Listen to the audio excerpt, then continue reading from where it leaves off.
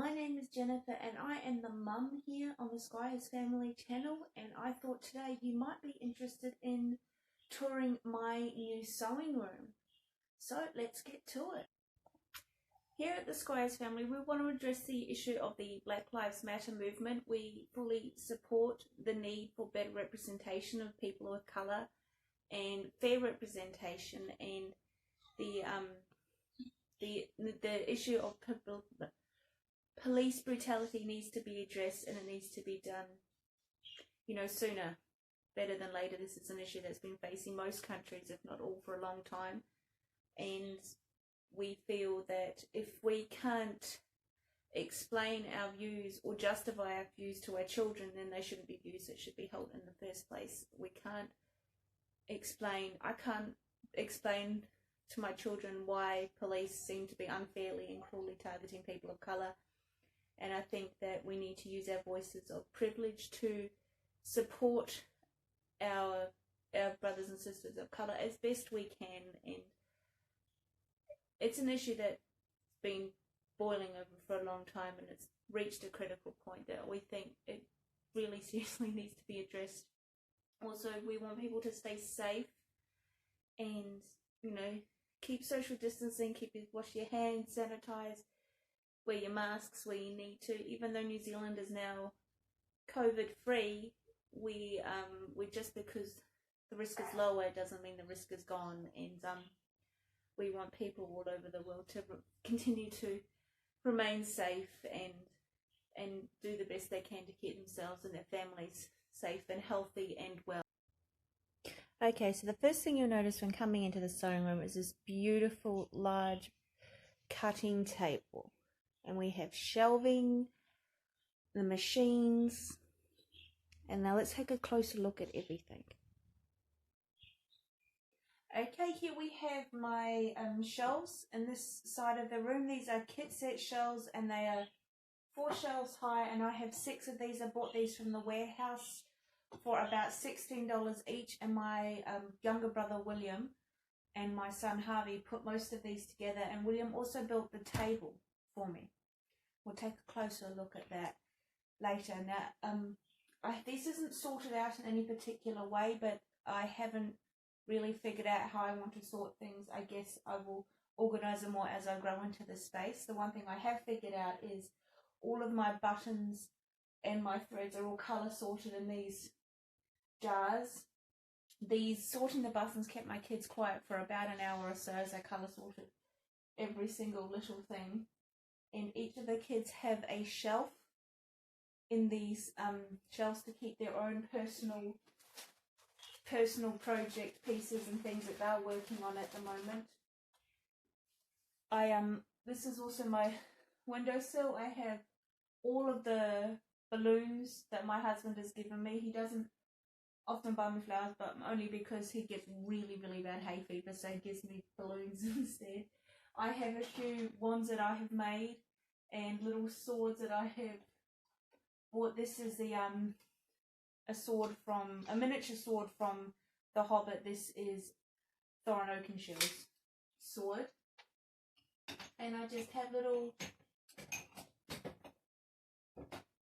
Kinder Surprise toys that I get from just the little chocolate eggs that my husband sometimes brings home for me and the kids. And the only difference between me and the kids is I've actually not lost all of them.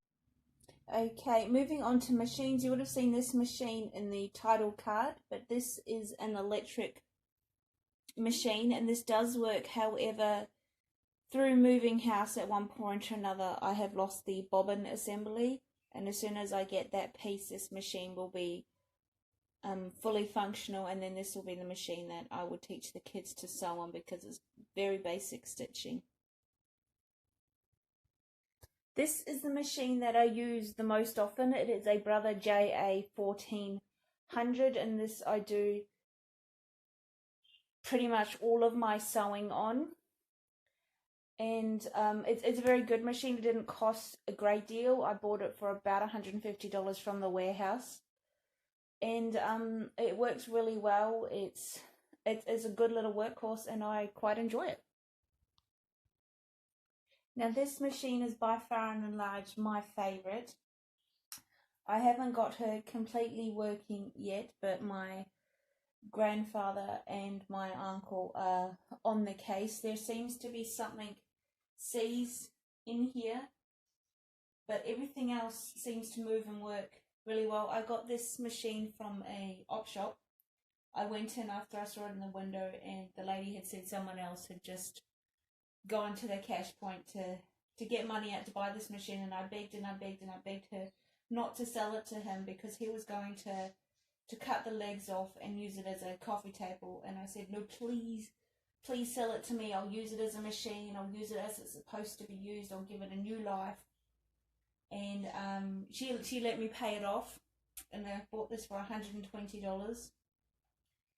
It came with most of the original feet, so there's a lot of different feet. It's got like a rolled foot ham and a boning foot and all of those things. And from what we can gather, we've dated it to somewhere between 1898 to 1915, somewhere in that date range. So it is 100-ish years old, and my kids and us, we named her. Her name is Scarlett OHara, mostly because I feel like this would be the kind of machine that Mammy would have used to make the green curtain dress in the film.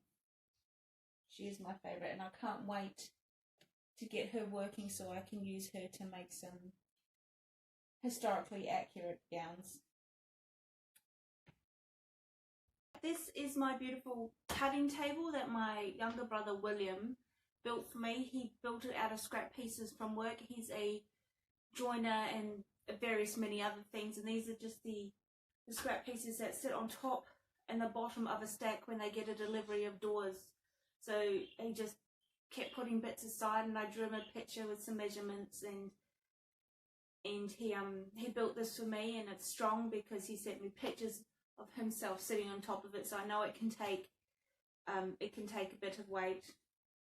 And underneath my table I have all of my fabric storage.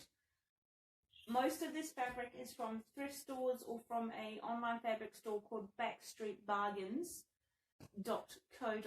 and it's by far and large one of my favourite stores. It has a wonderful clearance and remnant section, and you can buy a lot of amazing and very pretty things. This is one of my favourite things I buy quite often. It's a beautiful olive silk lining, and I buy up as much as I can every time I'm on the site, and I get it for $5 a metre. They have a flat rate shipping, so no matter how much you buy, your shipping is always the same.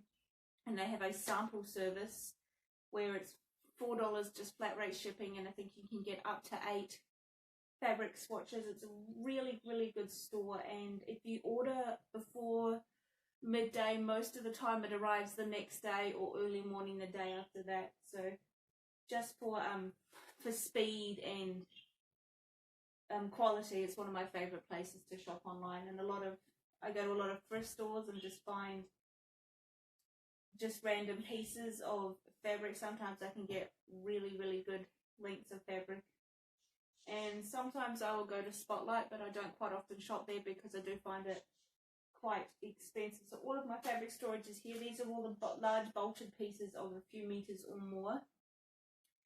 Over here, let's bring you down. In this box here, there are smaller pieces of like fat quarters and things that are a bit smaller than that, but when my kids want to sew, they will come and they will look in this box and they can choose whatever they want.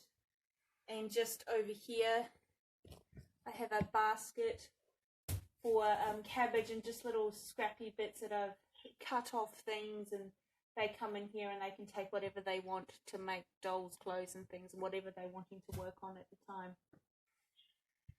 I think that is about everything. I'll show you my store for projects already completed. Okay, so in this wardrobe here is all of the projects and things that I have made that I keep in. This is just the large box that the table that machines came in. I keep the boxes and I cut them into 6 by 20 inch pieces to bolt my fabric onto. And large boxes to store bigger dresses for another project I'm going to be starting soon. In here is all of my projects that I've worked on. A few things I have is just a corset, and I have a set of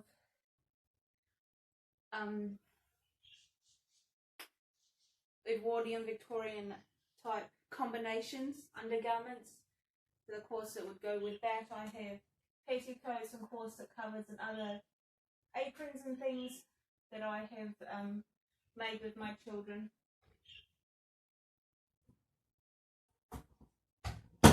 This is a little cape, shoulder cape that I have made. It was heavily inspired by another YouTube channel called Cat's Costumery, and she made one similar to this, and this still needs a bit of embellishment, but I haven't quite figured out what I want to do, but I made it to fit both me and both of my daughters, and so we can all wear that at different points depending on what costume we're going for.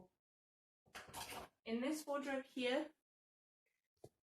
is soap storage. We also make soaps here for the Squires family, so it's got all of the things I need with the different molds and all of the boxes where they're all sorted into different categories like small novelty soaps and low top soaps and things like that.